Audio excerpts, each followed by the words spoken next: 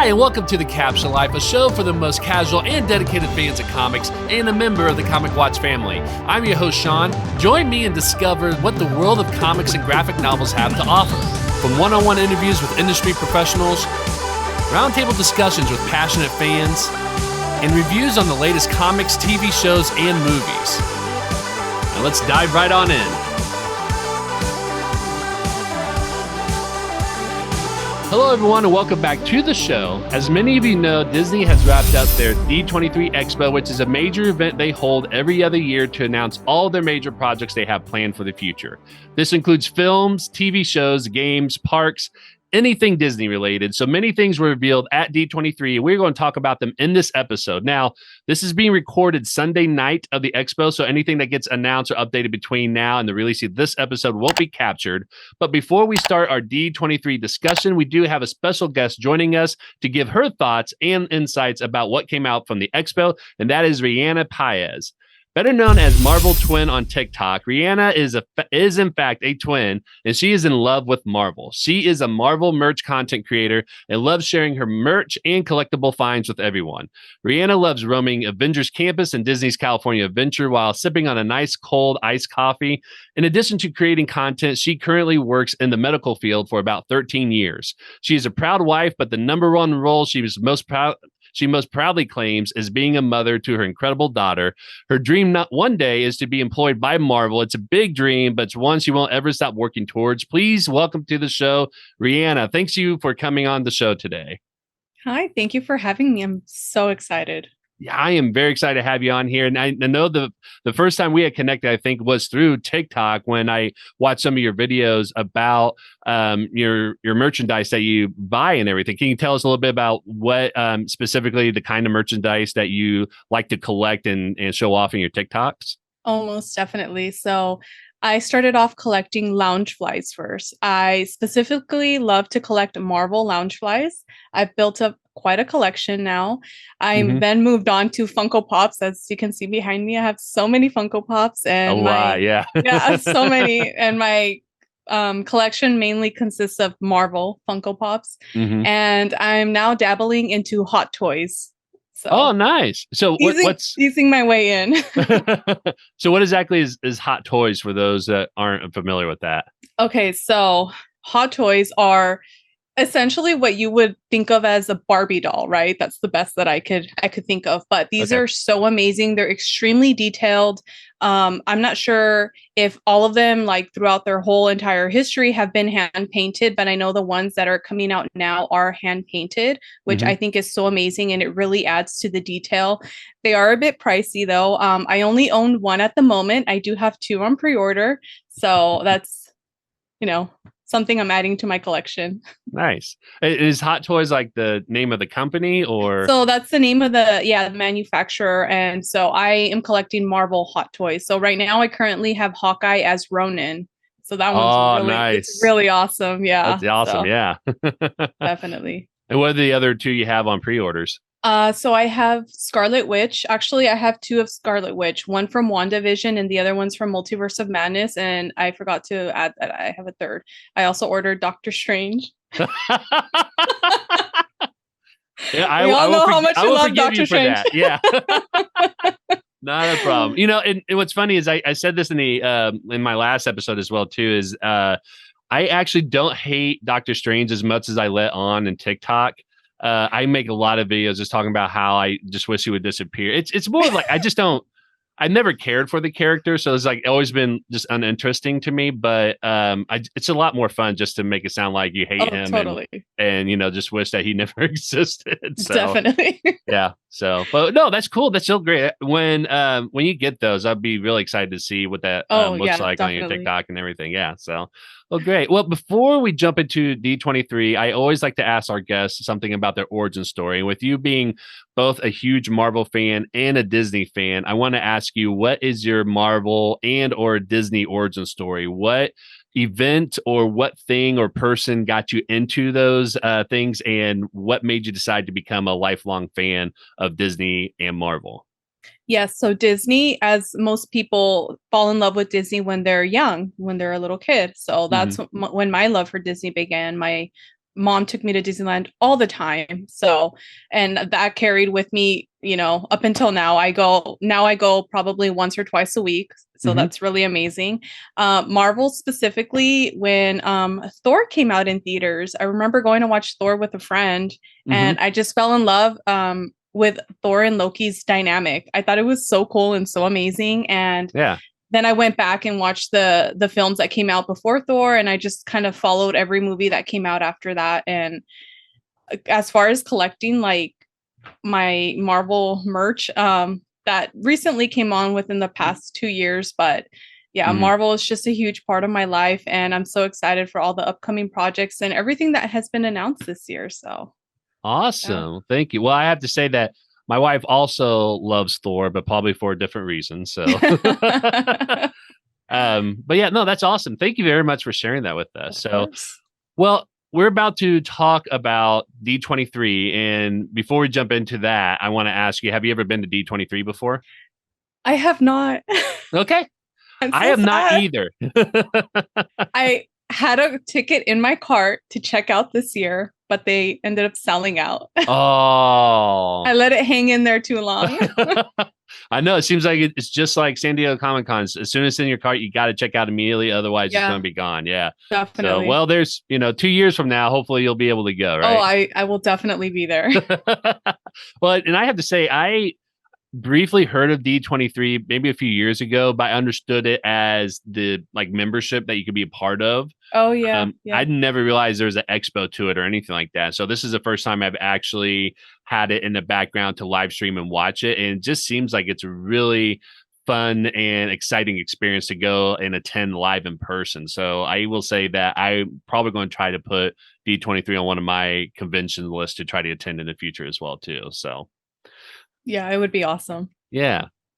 All right. So, as we mentioned before, we're going to talk about all the news that came out from D23, and we gave a little description about what that is. It is a 3-day event that took place over the weekend, and we're going to start with each day. And we're not going to hit on every single announcement that came out of each day, but there are going to be some things we're going to focus in on, and we're going to have a deeper dive and discussion about those things. So we're going to break it down by each day of the exposition. And so we're going to start off with Friday. And the first thing that they really kicked off was with Disney Legends ceremony. If you're not familiar with what Disney Legends is, it started about 35 years ago, and basically it's Disney's way of being able to recognize and award people who made significant contributions to the Disney company, and it can be anyone that has been involved with administration, with actors or producers in the television and film industry, animators, Imagineers, music archives, pretty much anything that has to do with the Disney company. This is their way of kind of recognizing those people that have made significant contributions. And it's almost like a lifetime achievement award. So this year, the inductees were Anthony Anderson, Kristen Bell, Chadwick Boseman. I think this person's name is Robert Coltrane, but I don't know for sure because I miss how they pronounce his name, but it's his first name spelled ROB apostrophe T, which I have to admit I've never seen that before. So I'm going to assume it's Robert until someone tells me otherwise. Patrick Dempsey, Robert Price, Bob Foster, Jonathan Groff, Don Hahn, Josh Gad, Doris Hardoon, Idina Menzel, Chris Montan, Ellen Pompeo, and Tracy Ellis Ross. So for all the legends that were inducted, Rianna, I want to ask you, which one do you find that was the most interesting or that really excited you that you felt like this was probably the most deserving of all of them that were inducted this year? Oh, hands down, Chadwick Boseman. I mean, that speech that his brother Derek gave was just amazing. Mm-hmm. Such a well-deserved award. A shame that he wasn't there to, couldn't be here to accept that himself, but that was just so it gave me the goosebumps. I was so excited for him. Nice. Definitely. I actually missed his speech that he gave. Can you sum up what he said in that speech? That for those that may have missed it, they know what he mentioned about his brother and an award and everything. So he did mention Chadwick's battle with cancer and Hmm. how he never stopped acting or filming during the whole time that he was receiving chemotherapy, which I also believe no one knew about his cancer until the very end. So Yeah. that was amazing. He gave such an outstanding performance in his films. So he did touch on that quite a bit, touched on his family, and he was such a family man that everybody loved him. No surprise there. And he also preached a little. His brother is a preacher. So that was Oh, kind of okay, nice to cool. hear. Yeah, it was kind of nice to hear a little snippet of, what he preaches. So, yeah. Right.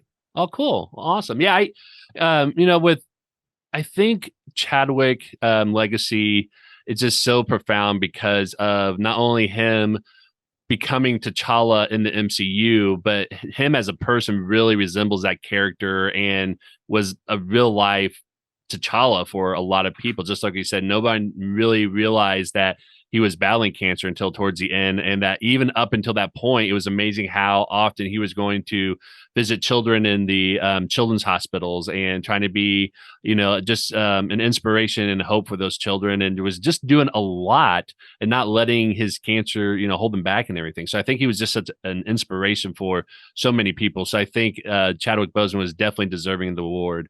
I have to say that of all the people I watched gave their speeches, Robert Coltrane was actually the one that stood out for me the most. He got his award as an Imagineer.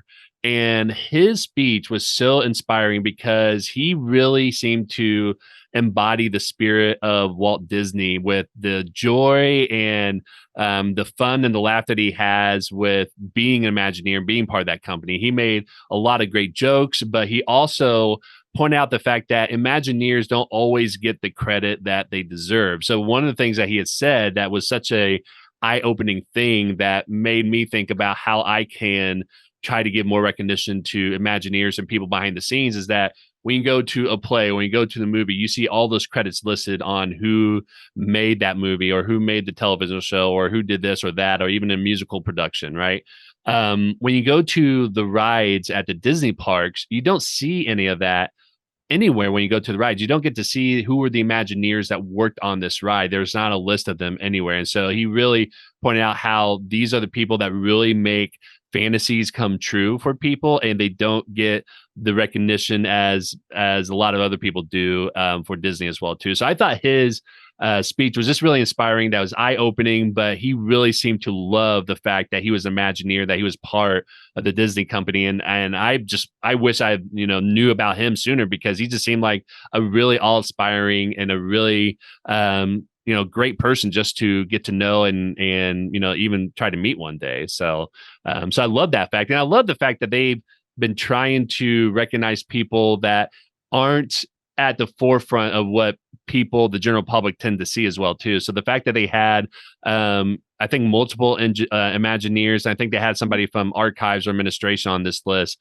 I really like that because it shows how there's so many people that make Walt Disney Company what it is today. And it's not just the public facing people, but it's people who really do a lot of work on behind the scenes that they don't get that recognition as well too.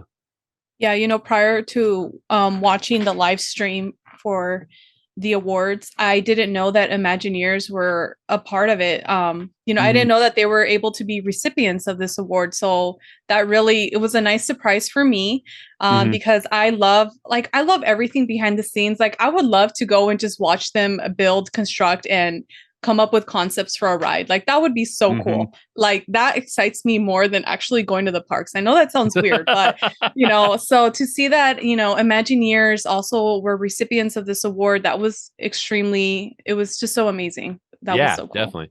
Well, and Disney Plus has I think a couple of documentary series called like the Imagineering Story, where you get to see that on the backhand or in the back behind the scenes look. That's what I was trying to say. Yeah, you better believe that I've already seen those. Yeah. Well, and I've seen I think the first 2 episodes, but I haven't had a chance to finish them all. But it's just very fascinating, especially the one with the I forget the name of the ride because I've never been to Disneyland, but the one with the horn, like the shoehorn. Oh, what's it called? It's almost like a sled that you go down. You know what I'm talking about? The Matterhorn. Thank you. Yeah. Yes. Yeah. That one in the first episode was just a fascinating story to hear about. And they interview the person that first worked on it, and he either was still works for Disney at that time, or was still associated with whatnot. But it's kind of neat to see his story and how he got to take us behind the scenes and kind of show like where he signed his work at and everything, and like where these things go and everything. So it's a really neat story. But yeah, Imagineers, I think it's one of those things where a lot of people would love to be an Imagineer. Oh yeah. Just to be able to work on that. Yeah.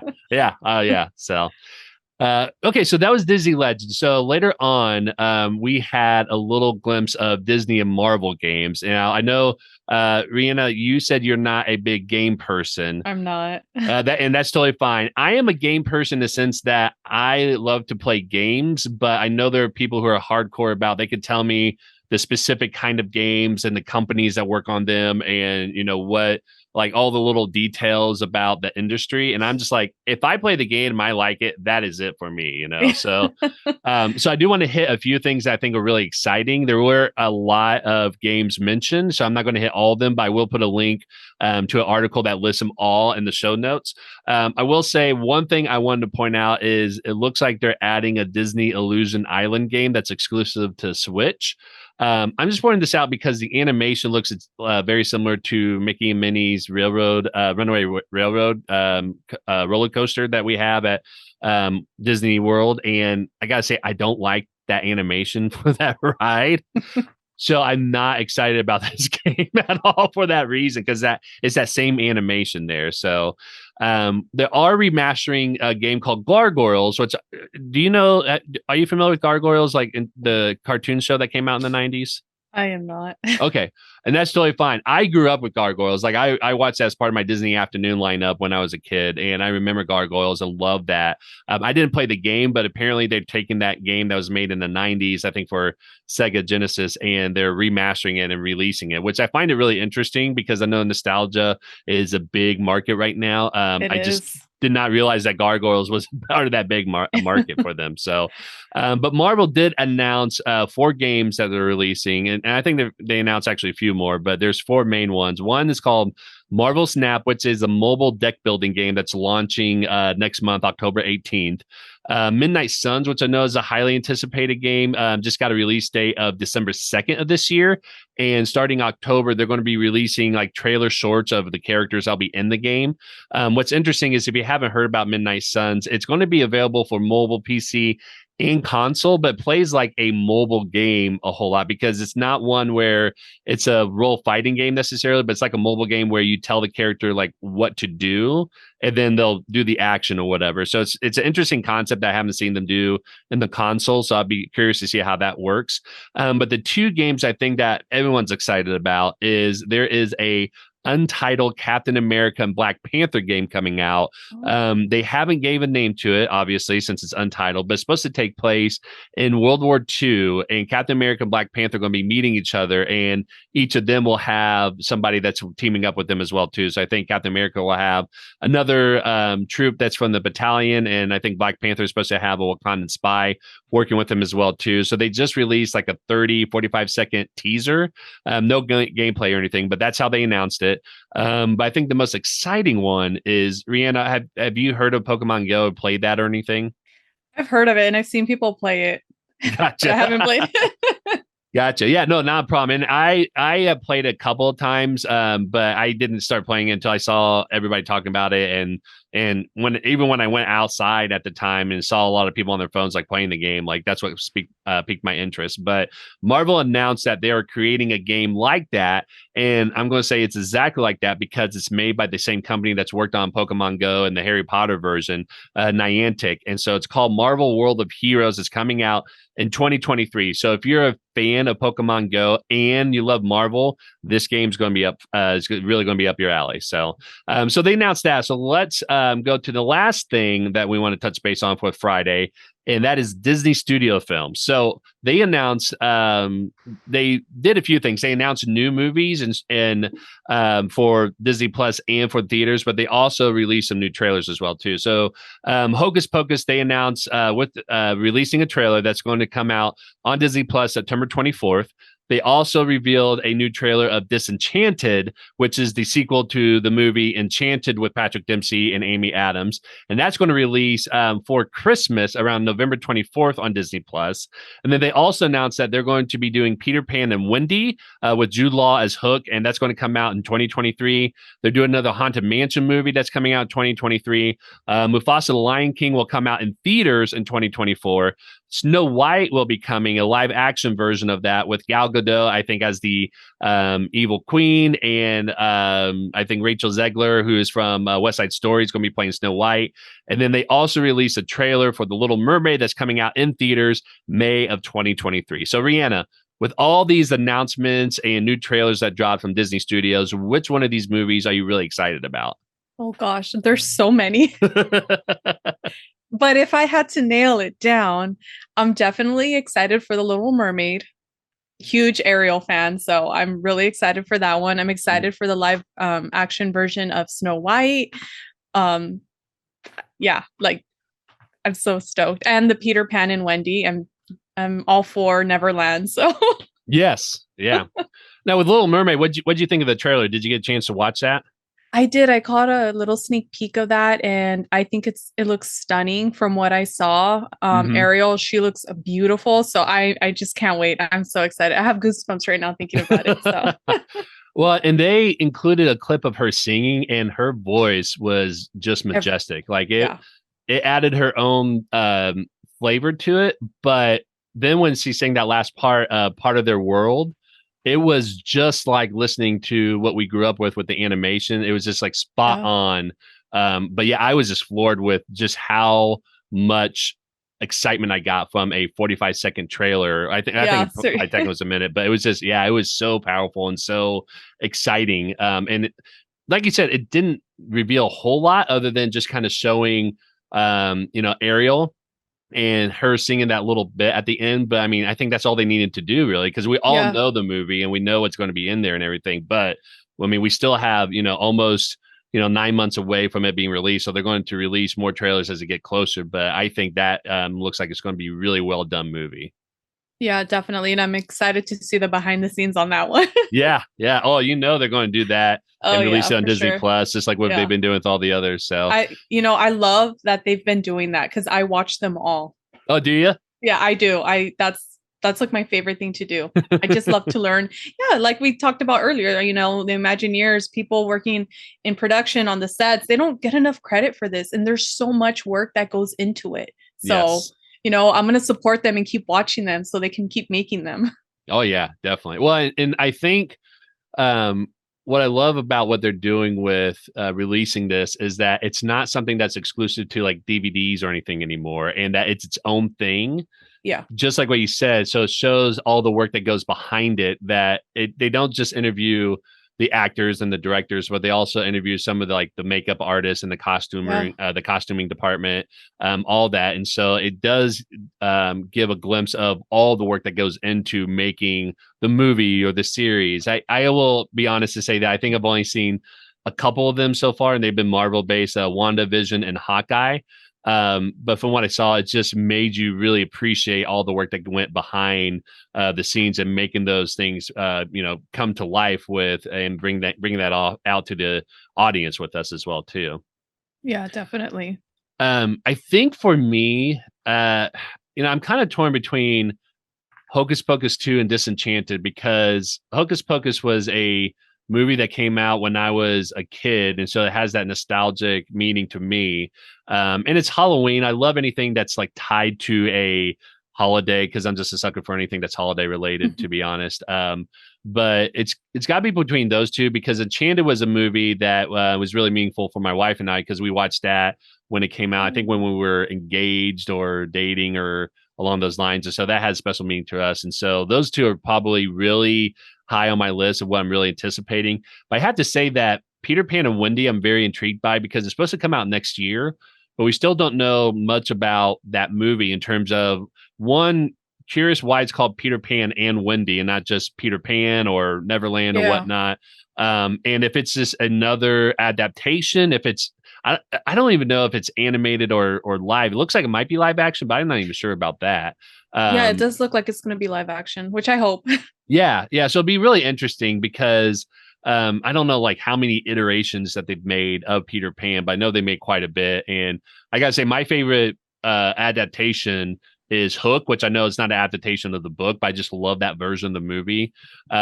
So I'm just really curious to see what Peter Pan and Wendy's going to be like and what they're trying to do with it. So yeah, so I'm going to keep that as I'm going to keep my eye out and just kind of see what they're doing with it. But I think for me, it's Hocus Pocus 2 and Disenchanted. All right, so that wraps up Friday. So let's go into Saturday. I know Saturday they did announce a lot of things, but the biggest announcements that they made that a lot of people were really paying attention to and focusing on are the announcements about the movies that they're coming out with. So it kind of falls under three categories or three companies rather: Lucasfilms, Marvel Studios, and 20th Century Studios. And 20th Century Studios, the only movie that they really announced or did anything with is the sequel to Avatar, and they didn't have a whole lot to update about that. So really, the bulk of all the announcement came from Lucasfilms and Marvel Studios. And for those of you who haven't watched D23 or never been there before, a lot of it was panels. And when you go to D23, when you watch a live stream, they didn't live stream this part for the general audience. So this was something that you only got to see if you were there in person. So we only learned about what was being announced or what was being said or what was happening through social media.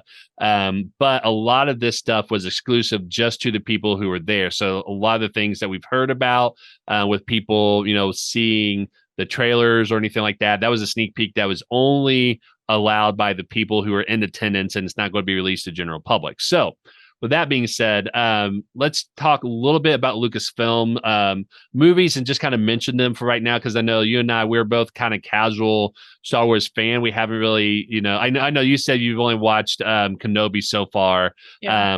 I watch it leisurely. I enjoy the films and I'll watch it. I'm not a hardcore fan where like I was saying this before, Andor. I know Andor is a big deal. I don't know why. I just know it is. But we'll kind of go through what Lucasfilms is coming out with, and then we'll dive into Marvel Studios, and that's probably going to be the bulk of our discussion for Saturday. So Lucasfilms announced that they were going to do Andor. Or they've already announced that, but I think they dropped their final trailer for Andor, and it's going to debut on September 21st, and they're going to drop 3 episodes at once. We got our first trailer of Willow, which is not a Star Wars film, but it is made by Lucasfilm, and that's going to come out November 30th, and that is a series that's coming out on Disney Plus, which is based on the movie that came out, I think, in the late 80s or early 90s. I remember watching that. Bad Batch Season 2 is going to come out January 4th, 2023. They also announced that they're coming out with an animation show called Tales of the Jedi that's actually going to be released October 26th. It's a 6-episode series. 3 of them is going to be focused on Ahsoka, who represents the light side of the Force, and then 3 of them are going to be focusing on Count Dooku, who represents the dark side of the Force. They talked about Ahsoka, which is coming out in 2023. They've announced Skeleton Crew, but they talked a little bit more about that at D23 as well. Mandalorian Season 3, we got a trailer to that, and that was released to the general public, and that'll be coming out next year. And then they also discussed Indiana Jones 5, which doesn't have a title yet. It will be coming out June 30th, and this will be Harrison Ford's last film in the Indiana Jones series. Rianna, have you watched the Indiana Jones movies before? Just the first one. Just the first one? Okay, gotcha. What do you think about just in general Indiana Jones having a 5th movie over a span of like almost 40 years now? Blows my mind. Yeah. Yeah. Well, and what's funny is Harrison Ford said this will be his last film, and I remember thinking, I don't think anyone was questioning if he was going to do another one, just because he's getting up there. I think he's in his mid-70s, if I remember correctly. So. Wow. Yeah. I'm kind of curious to see what that movie is going to do, to be honest, because I know the last movie, Indiana Jones in the Kingdom of Crystal Skulls or something like that. I was a huge fan of it. It was okay. It just wasn't as great as the first 3. And it was just kind of an odd ending. And then this one, I've heard that Indiana Jones will be going out into space, and they're supposed to be like space Nazis. And this is all I've heard just from the internet. So I'm kind of curious to see if this is just an over exaggeration or if that's like what's really happening, but it's not doing justice in terms of how it's being described and all that. So I'm definitely going to see it because I grew up with Indiana Jones and just curious to see what it looks like. But I got to say, I'm a little bit skeptical about how well it's going to be Yeah. received, just because the plot just seems to kind of go away from, how Indiana Jones was in the first movie that came out. Because I just never would imagine in the '90s thinking about Indiana Jones going out into space. It's like the Fast and the Furious series where I remember people saying that they went out into space, and I thought it was a funny meme that someone came up with, but that's what they actually did in the movie is they went out into space. And I was like, this is ridiculous. And I feel like this is the same way with Indiana Jones. So yeah. All right. So let's dive into Marvel Studios. So there wasn't a whole lot of new announcements. They kind of did a lot of updates and some new updates with casting as well. So again, I'm going to list through the movies that they touched on or discussed that with D23, and then we'll go into a deeper dive with this because this is what a lot of people were really excited about, and this is probably the most anticipated event of the weekend as well too. So they talked about Black Panther: Wakanda Forever, which is coming out this year, November 11th. And then Ironheart will be a series coming out 2023 that has Riri Williams, who will also be debuting in Black Panther: Wakanda Forever, and the director Ryan Coogler from Black Panther: Wakanda Forever, I think, is going to be directing Ironheart as well too, if I remember correctly.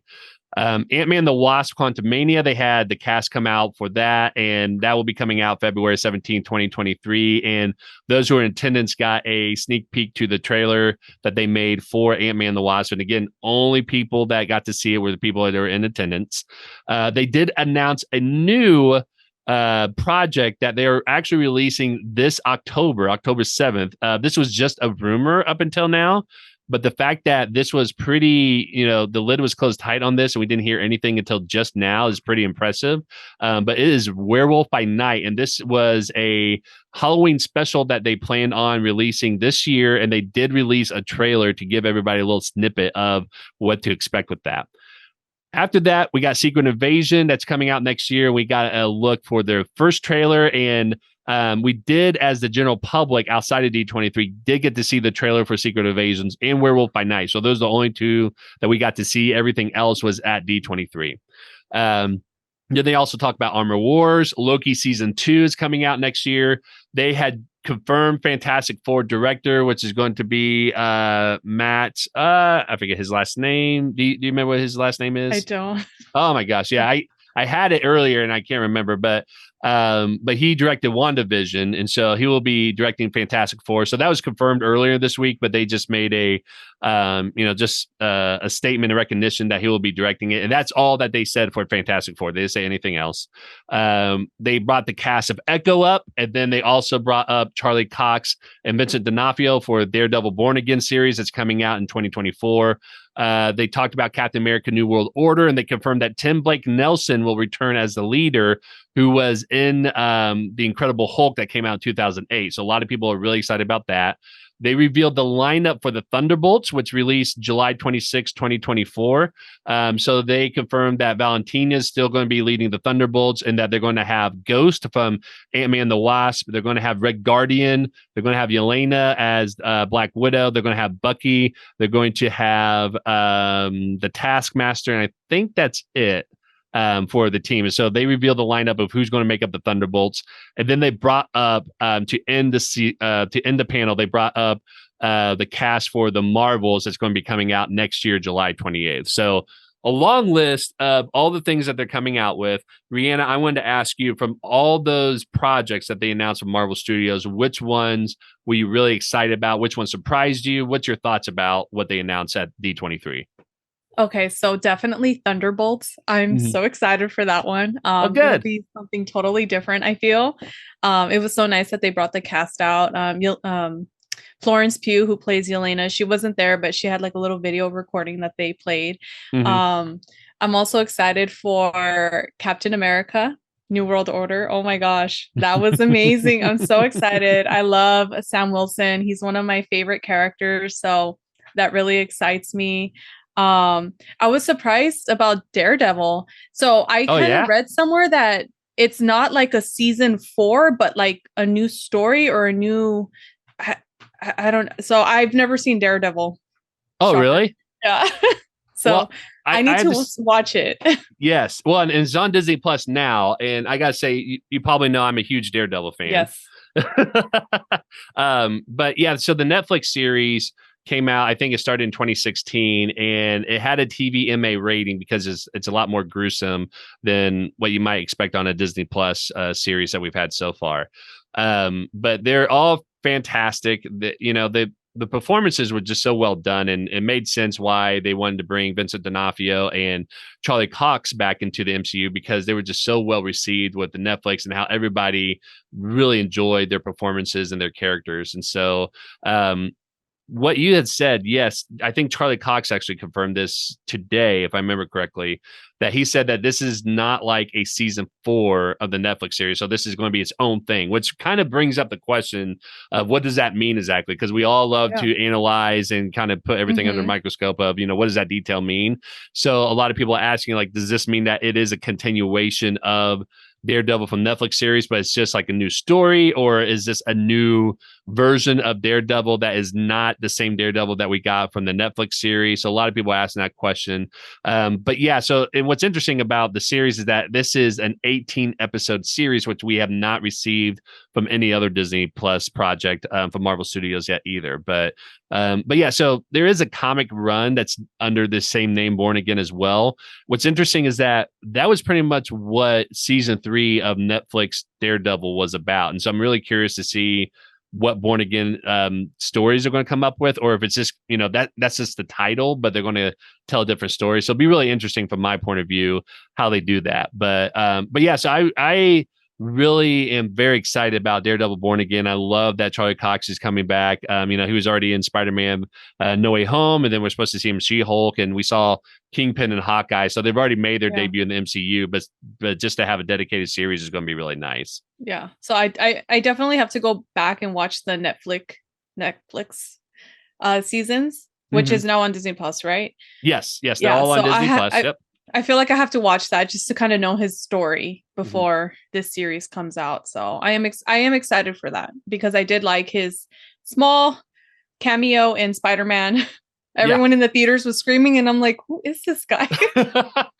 Well, and you're not the only one, because I went with my brother and his wife's like brothers and their girlfriend, and they're the same way. They're like, I have no idea why they were yelling for that lawyer that was in that scene there, and I had to explain that to them. So Yeah. you're not the only one. Did you get a chance to watch the trailers for Werewolf by Night and Secret Invasion? I did. So Secret Invasion, I'm so excited for. Hmm. Werewolf, that one kind of threw me for a loop. Um, I don't like scary stuff, so I know it's not supposed to be scary. I mean, do we know what the rating is for Werewolf? I, Did I they? don't think they mentioned it just yet, or maybe if they did, I missed it. I would be surprised if it's TVMA, but just from what we saw there, it's got to be TV 14, I would Yeah. imagine. I mean, I'll Um, definitely watch it, but yeah, that one yeah, I did not. I mean, I don't think anyone saw that announcement coming. I think that was one of the surprises.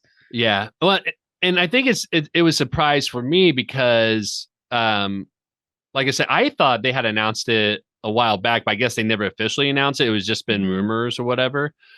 So this is the first time they've actually confirmed that they're doing Werewolf by Night. But like I said, I'm very impressed by the fact that nothing really came out to the general public up until now, and that Yeah. it's going to be released in less than a month now. So, but yeah, it's supposed to be a Halloween special. What I found interesting about that trailer is that it's filmed in a noir style with the black and white Hmm. coloring.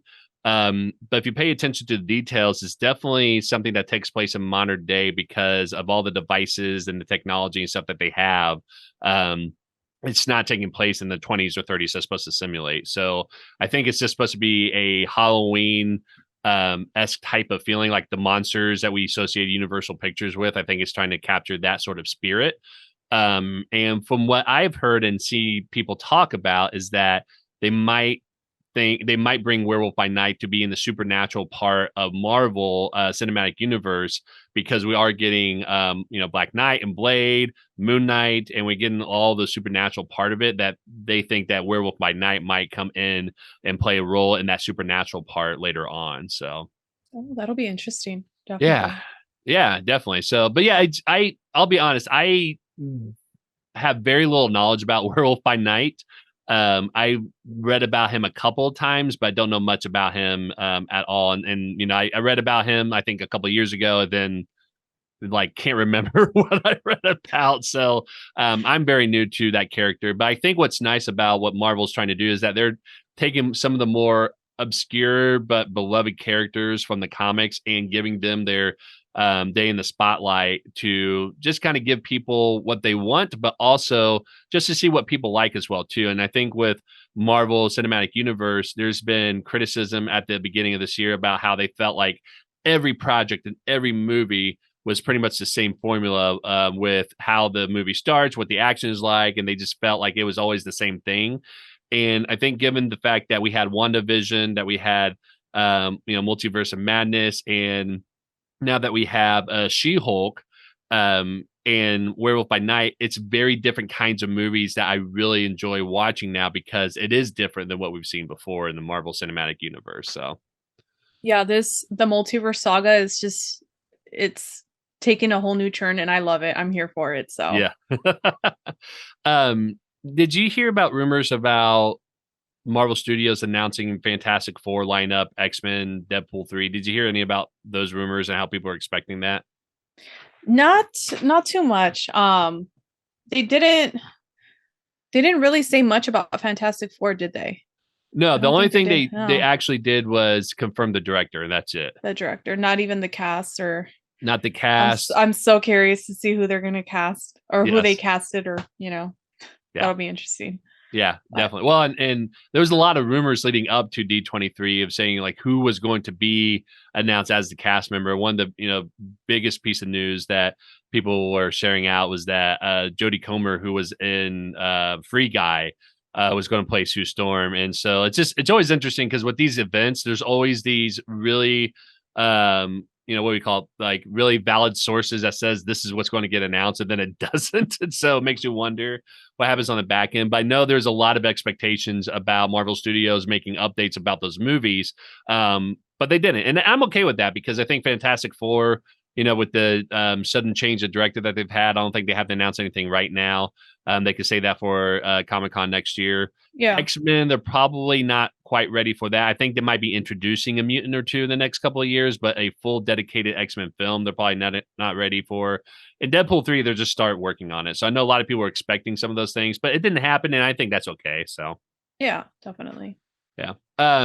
So looking at these announcements for Marvel Studios, films and TV shows and projects, and comparing it to the announcements with San Diego Comic-Con, I have to say that I was really confused by how some people were saying that the events and the announcements that were going to come from D23 were going to be bigger than what we got from Comic-Con.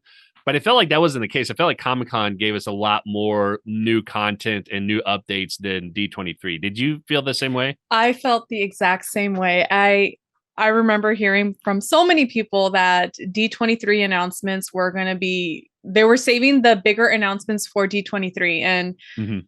not to say that I wasn't disappointed, okay? But I was a little bit let down that you know these announcements were all because I felt like it was things that we have already heard, from SDCC, So, Right.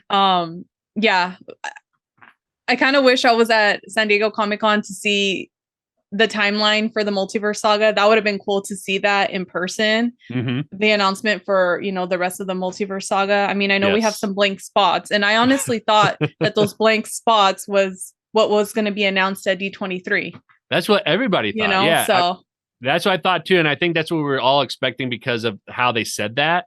And the fact that they dropped the projects for phase 5 and phase 6 with the Avenger movies that are yeah. the huge team up movies that we come to expect and everything. I was really surprised that we didn't get any more news about those projects or new events or series or films. So the only new thing that we really got was Werewolf by Night. Everything else was Yeah. already announced in terms of the projects. The only announcement that we really got or the updates that we got was casts or lineups or things like that. But the project themselves, people already knew about. So I'm with you. I was really surprised by the fact that they didn't really announce anything new. When Comic-Con, it seemed like they dropped a lot of new stuff at Everything. once. Yes, exactly. Yeah. I think I saw somebody say that it makes sense if you think about it in terms of if you were in attendance of those things. So if you're in attendance of Comic-Con, yes, you were there to hear all the new projects and films that they were releasing. But if you were in attendance with D23, they got a lot of exclusive stuff. Like I think there were some giveaways that they had, or some amenities and collectibles and stuff like that that they were able to take with them. But there were trailers that they got to watch that the general public didn't get to see. Yeah. So go ahead. Sorry. No. You're right on. Yeah. I mean, they got to see a little bit, a little bit of trailers, and that was really cool. Mm-hmm. In all honesty, I thought the number one thing they were going to announce yesterday, Saturday at D23, was a Scarlet Witch solo film. Yeah, a lot I think of people. that was the number one thing I feel that was circling the internet, and that was going to be, the big announcement for D23. And so many people, including myself, were so let down and so sad. Yeah. Oh, I was in a pretty salty mood for the rest of the day. I'm not going to lie. Yeah. I know after the events of Multiverse of Madness, a lot of people want to see Scarlet Witch come back, and there's been a lot of rumors about having a solo film. And I gotta say, I agree. I would love to see her come back in some shape or form. And if she has her own film, I think that'd be really fantastic. I think it also makes sense to bring her into another movie, since we're dealing with the multiverse as well too. I think it is time for her to have her own movie though, because she's been in a lot of different movies and haven't had her own solo film. And when you look at the projects that we've had up to this point and how many women have their own solo film, I think it's only two right now, right? It's Black Widow and Captain Marvel. And then when you look at the series, we have She-Hulk and Miss Marvel. You could probably argue that Hawkeye was, because it was more about Kate Bishop, but it was also a balance with Clint Barton as well too. But it's definitely imbalanced in terms of how many heroes we got their own solo film that were female and then got into the series versus how many they were part of all these other films and then they got their own solo film. And so I think the Scarlet Witch being a beloved character, it makes a lot of sense for her to have her own film if they're going to bring her back. Because I just don't think they can really, just have her as part of these other movies and not have something that's really focused on her, because a lot of people want to see that redemption arc for her and be able to see that character growth, and that's focused on her a lot. So yeah, I mean, there's definitely a huge market for that. We all know that. So I have faith that Marvel will give us a Scarlet Witch solo film, just not quite yet. So yeah. So I think hopefully they'll announce it next year or the year after. But I know a lot of people had big expectations, and when that doesn't happen, I know, I always am excited to see if they do that. I just don't try to pit myself up, because I don't want to be let down if they don't as well. But looking at this event, there was something I wanted to discuss about, and that is the idea of having exclusive footage just for attendees, those who are in attendance with D23 or Comic-Con, that the trailers that they make are only seen by those who are actually in the convention panel hall or whatever you want to call it, and only they get to see it. And I'm kind of curious to hear your thoughts about this. What do you think about the idea of having exclusive footage just for those who are in attendance? And this kind of came from a conversation I had with Derek Hoskins, who's from the Paperweight Entertainment podcast. He and I were talking about this on a TikTok live, and I was just kind of curious what your thoughts are with those exclusive footage only being seen by those in attendance and not being released to the general public afterwards. I had to look at this from two different perspectives. One, from being, the person sitting at home who wasn't able to attend D23. I was very sad. I had major FOMO, fear of missing out, because everyone's was able to watch these exclusive clips, and we don't know when we're going to get to see them, so that's the bummer. They're going to be talking about it, and it's like, no, like I don't want anyone to spoil it for me, but I kind of do, but then I think about the people who, bought a ticket to go to D23 who, wasn't able to get because you have to get a reservation to attend these panels, and, they're just randomly selected. So I only know two people who got into the Marvel panel. Mm-hmm. And, so many people didn't. So they do have a standby line for the people who didn't get into the panel. And sometimes these people line up hours in advance, Right. and that's a lot of commitment right there, just, to attend this panel. So they're missing out on the rest of the convention, Mm-hmm. but if I didn't get a reservation, I would honestly line up, wait for hours, like, because to me, it's worth it. Like, that's how much Right. I love, my fandom. So, Right. So then, if I put myself in the, place of the person who's there, if I was there and I was seeing this exclusive sneak peek, I would just feel so happy, not happy that others weren't able to watch it, but, I don't know. I just, I'm sad, but I'm happy for the people who were able to see it. Yeah. Yeah. I feel like there's no happy medium right now for me. Oh no. And I get that. And I understand the fact that, people have paid money to go to these things and they wait hours to, stay in line to get into the hall and everything like that. I think for me, I'm not sure what the rationale or benefit is with only having the people who come to see it. And again, I don't know the details of it, and I don't know if it's because what they're seeing is like a rough first trailer, and that becomes the trailer for the rest of the world when they drop it. And so maybe we're seeing the same thing. I've never really heard people say that, so my guess is probably not. But I don't know what the benefit is with keeping it exclusive to them versus let them see it first and then release it to the general public 1 week later. I don't know if people would be really upset by that, because it's not like it's something that when people go see it, that they have it memorized in their brain and it's something that they can have that ends up getting cheapened when it's released to everybody else, even a week later. I could see it if it was doing it at the same time. I can understand that. If that was the only thing that they're seeing, I can understand that. But when they go to those panels, they're also seeing all the cast up live, up on the panel. They're also, getting a lot of other things as a benefit for going to that. And again, I don't know how they select who gets to go or if they have a program for people, but I also think about this being an equity thing where if people want to go, they do have to shell out a lot of money. So that already sets up kind of a disparity in an equity issue with people who wants to go and can have the means to do it versus people want to go, but they can't spend the money. And like, even if they could barely spend the money, there's all those other incurring charges and costs that goes with trying to do those things as well too. So I just don't know why they would keep it exclusive to the people who have been in attendance. If you release it like an app and a week later, I can understand like if it's the same weekend and all that, but I think a week later, that's enough time that I wouldn't imagine that other people who went in attendance would be upset if they release it later. So I just don't know what the rationale is for that. So yeah, I would even take if they at least live streamed the panel and just kind of cut it when they show those trailers, because just seeing, people live stream from their phones. I knew someone who was in the panel live streaming the whole event, and she ended up getting caught. So they told her you can't live stream. She had to shut down her live. So I was watching it up to like probably the last 30 minutes, and that's when they caught her and she, ended the live. But she did pause her live every time they played a trailer.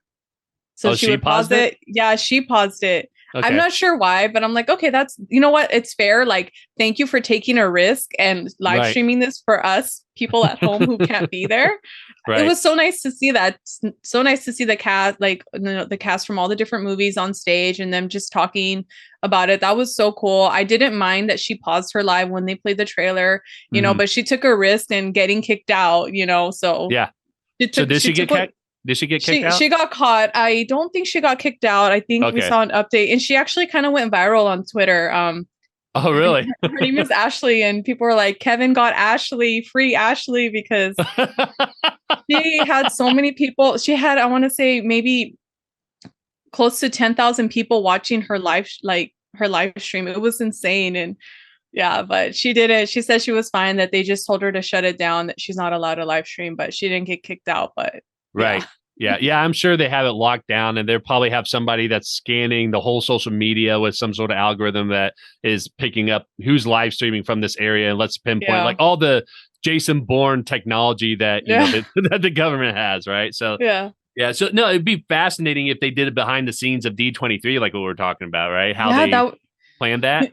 you know what? They actually I think in the beginning of D23 they did a little preview snippet of them setting up the whole convention. Did they So really? yeah, they did. I was able to see a little bit of it. So I thought that was really cool. And hopefully it's on YouTube somewhere that, we can go back and watch it Oh, I'm because sure. as we Yeah. mentioned, we love seeing that stuff. So Oh yeah, yeah. Well, that's cool. So okay, so no, that was a great conversation about Marvel Studios and just some of those announcements and the exclusive footage and everything. So let's go to the last day of D23, and the major thing that they really talked about is the updates for Disney parks. Now they made a lot of announcements. So some of those things include things like the interactive Figment that they're bringing back to Disney World, and Tron is going to be released in 2023 for Disney World as well. They're adding an area behind Big Thunder Mountain, and they might be doing something with Coco or Encanto. They're going to probably add a villains area, Magic Kingdom. Hong Kong is getting a new Walt Disney statue, which is really great. They are going to have a new Disney cruise ship called Disney Treasure that has, I think, a lot of Aladdin theming to it. Disneyland will be getting Mickey and Minnie's Runaway Railroad, and Splash Mountain will be rethemed into Tiana's Bayou Adventure. There were a few things that they announced that I know I wanted to touch on, and then Rianna, I know you had a few things that you want to talk about because you're a huge Disney parks, especially Disneyland fan. So the first thing that they announced that I'm really excited about is that in Galaxy Edge, they're going to introduce the Mandalorian with the animatronic Grogu as part of the experience for Galaxy Edge, which I think will be really cool. And it's going to start in November. They had showed the Quantum Hulk from Endgame, and they are going to arrive in Avengers Campus starting next week. So all the characters that they have at Avengers Campus with Iron Man, Captain America, Scarlet Witch, Black Widow, they're going to have a Hulk version. And if you ever look at the picture when they brought him out, he was standing at least twice as tall as Kevin Feige and Josh, who's the director of the parks and everything. Like this is a suit that someone's in that is monstrous. It's probably at least 10 feet tall, and it was impressive just to see that, and looks really good. So I'm really excited to see that. Yeah. Oh, well, because at first when they said to bring out the Hulk, like I was really interested to see what this looked like, and the camera angle at first, you just saw the Hulk, so you're just like, okay, this is probably just a normal sized person wearing the quantum suit that he wore in Endgame. But then when he walked up to Kevin Feige, I was like, whoa, he is so huge. It was impressive. I was not expecting that, so that was really cool. And then they're also going to add a new ride attraction to Avengers Campus, which is a multiversal theme.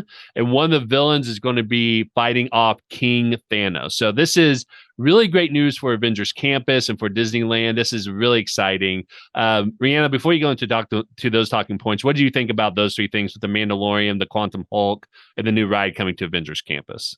So the Mandalorian, as I stated, I'm not really big into Star Wars. I will start dabbling into it, but I think that's really cool to have the Mandalorian with Grogu. I know Grogu is a huge fan favorite, so that'll be super cool to see.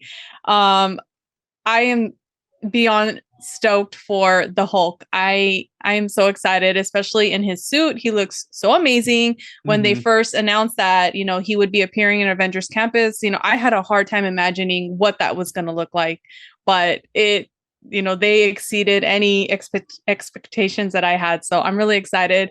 I'm definitely making reservations to go next week so I can see him.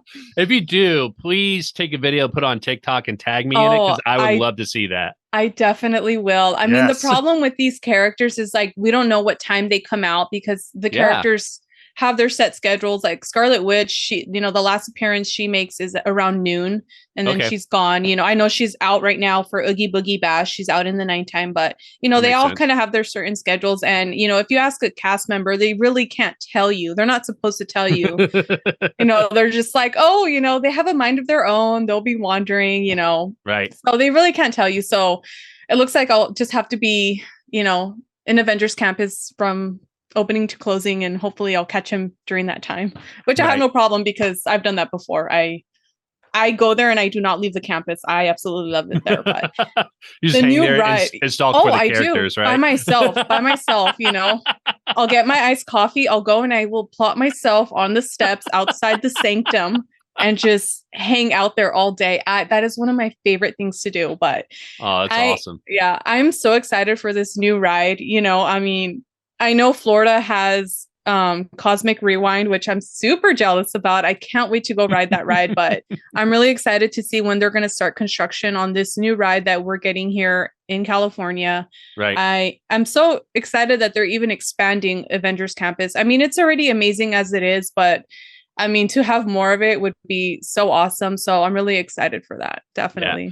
I gotta say, I had never had any sort of desire to go to Disneyland until they made Avengers Campus, and knowing that we're never going to have that in Orlando. I say never. It may not be never, but it won't be for a long time because of the agreement that they made with Universal and all that. I want to go to Disneyland and take my family and take my son to go see Avengers Campus to see all the characters, because it just looks so great and amazing to be able to interact with all those characters in real life. And I will say that if they bring Daredevil into Avengers Campus, oh my gosh, I will plan on showing up and spending the whole day in my Kingpin cosplay, hoping to get a picture with Daredevil at Avengers Campus with that. I would love to do that. I would love to see that. That would be so cool. If they do it, if they say Daredevil is going to be part of Avengers Campus, I'm going to talk to my wife. I'm like, we got to go out there and just at least a couple of days and we can come back. But I got to convince her to go out there, because I know it's definitely for us a bigger planning investment to go out to Disneyland than it is for Disney World for a number of reasons and all that. So we definitely talked about going out there at some point to take our son over to Avengers Campus. We just got to figure out when we're going to do that. So. But yeah, I have no doubt that Daredevil would show up just based off every series that has come out. We've been seeing the characters the next day, within the series and the movies. Yes. The next day they're in the campus. And so I have no doubt that one day we'll see Daredevil there. Yeah, definitely. Well, and it'll be interesting to see when they bring him into Avengers Campus, because he's showing up in She-Hulk. He's already showed up in Spider-Man No Way Home. He's supposed to show up in Echo, but I don't know how much of a role he's supposed to have in that series. I think Kingpin definitely has a lot more of a role than he does, but I don't know how many episodes. But his series will be coming out 2024. So at least by then, we'll definitely get him into Avengers Campus. But I'm hoping that he'll show up a little bit earlier. So, yeah. All right. So those are my big talking points and things I was excited about. I know you had things that you were really excited about that you wanted to share as well, too. Yes. So the celebration of 100 years of Disney, I mean, that is mind blowing. I am so excited. Yes. And the heart of, as was stated today in the panel, the heart of the celebration for the 100 years of Disney will take place here at the Disneyland Resort in California. Mm-hmm. That is so amazing. I have goosebumps thinking about it, talking about it. I can't wait to see everything that they're going to be pulling out for this celebration. Mm-hmm. I know we're going to have a bunch of new foods, new drinks. We're also going to get two new nighttime spectaculars. One will be our World of Color, and mm-hmm. it'll just be a story of Walt, the 100 years with Walt. I mean, I know it's going to bring so many tears. Yeah. I'm mm-hmm. definitely going to cry. I'm crying. Like, I want to cry thinking about it. Like, so that'll be so beautiful to see. And that's definitely a show whenever you come with your family that you need to watch in California Adventure, World of Color. It is so amazing. And we're also going to get, a new show over at Disneyland, a new fireworks show with new projections on the castle. So that'll be so beautiful. We're also mm-hmm. bringing back a parade. I'm just so excited. And we're expanding downtown Disney. That is so amazing. And everyone is so excited. If you're from California, specifically Southern California, we all know of this beautiful bakery called Porto's. Everyone who was at D23 today and inside that panel got a taste of Porto's, and it is one of the most delicious bakeries ever. They have so many amazing pastries. Like, their food is phenomenal, and we're getting that in downtown Disney. So awesome. Let me just put it this way. Porto's, we have two locations that I'm aware of, and they have lines around the block, like down the block, down the street. Their lines are so long. Yeah. So so it's that good. It's that good. Like, So I'm so excited, and just so excited to be able to be a part of the 100 years of Disney celebration here at Disneyland. That'll be so beautiful, itself. And we're going to get a lot of exclusive merch for that. I know they started previewing some of that merch at D23.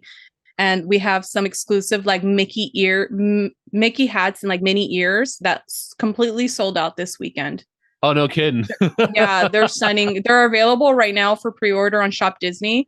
The price tag is a little up there for me, so I might wait. I think it was like around 200 or something like that. Yeah, like 175. Yeah. So I think I might wait till they actually come to Disneyland and I can use my Magic Key discount if I'm able to even make it in time to snag a pair. But yeah, and those are the ones where it looks like it's like paint dripping. It's platinum or something like that, right? Beautiful. It looks really cool. Yeah, I was really impressed by that. Yeah. Yeah, and we're also going to get some like platinum statues and just I'm so excited. Oh yeah. Yeah. Yeah. Well, and one of the things that they announced I'm really excited about is that they're bringing back the nighttime show at Magic Kingdom, Happily Ever After. Are you familiar with that show? You know what? I've never seen that. I've only been to Magic Kingdom once. So gotcha. Yeah, and that was years ago, but I didn't get to see that. Yeah, go ahead. No, you go. I believe this stopped right before the pandemic. It did. That was the last time they played. Yeah, that show. I can't remember if they stopped it as a result of the pandemic or if they had already been transitioning into a new show prior to that, but they definitely stopped it for a while. And I know there's a lot of people that were, disheartened by that. I was one of those people. And then I'll say it's because it has a personal experience for me, because my family and I, long story short, we decided to get a Disney annual pass for the first time because we adopted my son and we were trying to adopt another child and it just wasn't working out. So we decided that we were going to be a 3-person family. And so we decided to celebrate that by getting a Disney annual pass. And we had a video of like when we told him we were going and had like a little care package from Mickey. And it's a really cute video. And he was so excited about it. And when we went down there for the first time, it was just, as a parent, you just love seeing your kid get excited about everything. And we watched Happily Ever After, and it was like a special, meaningful experience for me because he got to sit on my shoulders, watch the whole thing, about the crowd, and I could feel him like getting excited about it and see like how cool the show was. But it is just a fantastic show. It has all the kind of like what you were describing earlier. It has the light show where it's projected onto the castle. Yeah. And it's really neat. And a lot of people just love that show. They love the song. They loved everything about it. And so I'm glad that they're bringing that back and making that part of the nighttime show again. So I'm really excited to see that again. That'll be so exciting. When are they bringing that one back?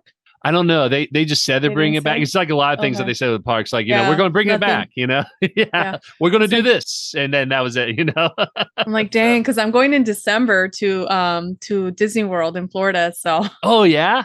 Yeah. Awesome. So I'm really excited. I'm really excited for them, especially for Cosmic Rewind. But yes.